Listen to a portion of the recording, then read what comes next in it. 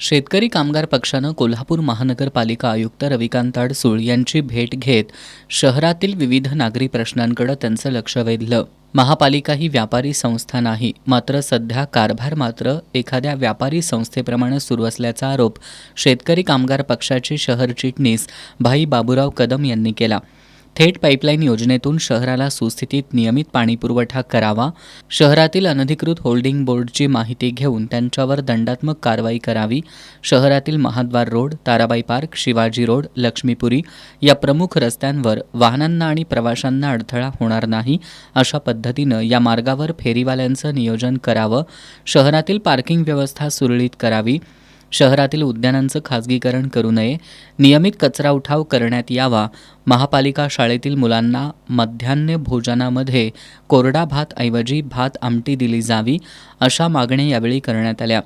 शिष्टमंडळाच्या मागण्यांवर सकारात्मक उत्तर देऊन निश्चितच बदल दिसेल असं ठोस आश्वासन आयुक्तांनी दिलं.